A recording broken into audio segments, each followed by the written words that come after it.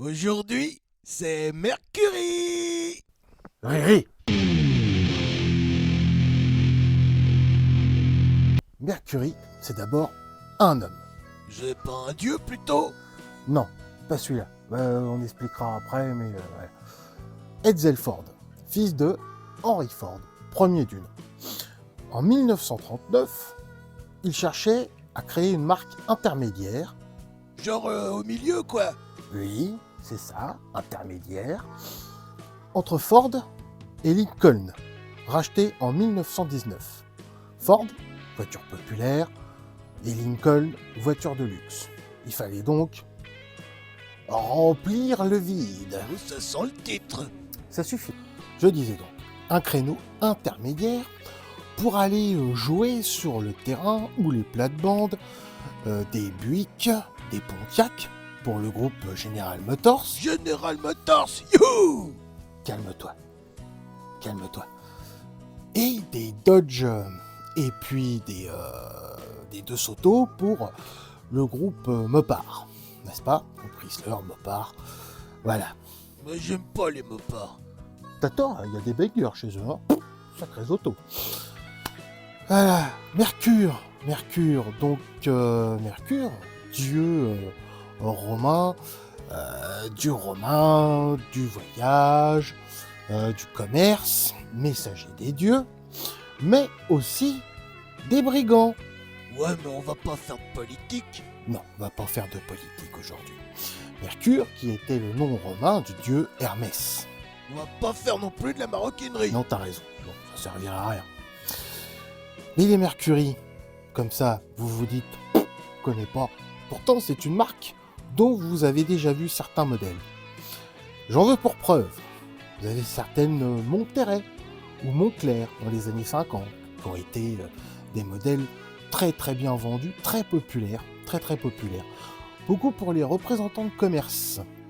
Beaucoup le coupé Montclair d'ailleurs, dont je ferai un numéro tout à fait spécial, hein, avec un essai de la voiture.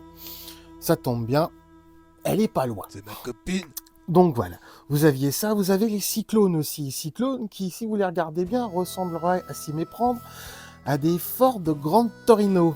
Comme c'est bizarre. Oui, comme tu dis, tout simplement parce qu'elles étaient basées sur le même châssis. Et vous aviez aussi la plus connue de toutes, la Mercury Cougar, qui elle est sur une base de Mustang, mais qui est quand même vachement plus classe. T'es pas vraiment objectif. Oui, je suis tout à fait de parti pris, tout à fait. J'aime pas les Mustangs, j'ai le droit, non? Mercury est une marque qui a connu un franc succès jusqu'au début des années 80. Les ventes commençaient à décliner, et où l'attrait pour les marques intermédiaires commençait à décliner fortement. Effectivement, chez Ford, on pouvait constater une montée en gamme, avec des équipements, des finitions bien meilleures que dans les années 50 par exemple. Et Lincoln qui restait toujours cette marque de luxe équivalent de Cadillac pour General Motors. General Motors. Non mais ça suffit. Hein. Tout ça pour dire qu'arrivé à un moment, Ford revendait des modèles Ford sous la marque Mercury. On ne sait pas trop pourquoi. Et vous savez, aux États-Unis, il y a beaucoup de choses dont on ne sait pas le... Hein? USA. USA. USA. Voilà. Et c'est donc avec deux modèles. La Montego, qui était un modèle, on va dire, une petite berline bien équipée, et puis la Grande Marquis, que Mercury va tout doucement finir sa vie. Et oui, tristesse et désolation, l'Empire américain s'écroule, et elle survivra jusqu'en 2011, où la toute dernière Mercury Grande Marquis quittera les chaînes de production du Canada. Et là, plus de son, plus d'image. Ford reste Ford, on garde les Lincoln parce que apparemment il y a des gens qui ont des sous et qui veulent des belles autos. Mais comme je vous l'ai dit précédemment, les marques intermédiaires, c'est terminé. C'est terminé et c'est bien dommage parce que Mercury avait vu la naissance de modèles qui n'allaient ni chez l'un ni chez l'autre. Vraiment des modèles spécifiques à cette marque-là. Des marques comme ça, on en connaît d'autres. Il y a De Soto, par exemple, qui a disparu. Il y a Buick, qui a disparu aussi. J'en ferai certainement quelques émissions, quelques numéros sur ces marques-là qui sont dignes d'intérêt parce elles ont eu leurs heures de gloire, à l'instar de Mercury. Parce que Mercury, c'était déjà un petit symbole de réussite aux États-Unis. Vous rouliez dans une voiture qui n'était certes pas la grande classe internationale, mais dans une voiture qui était déjà révélatrice d'un certain statut.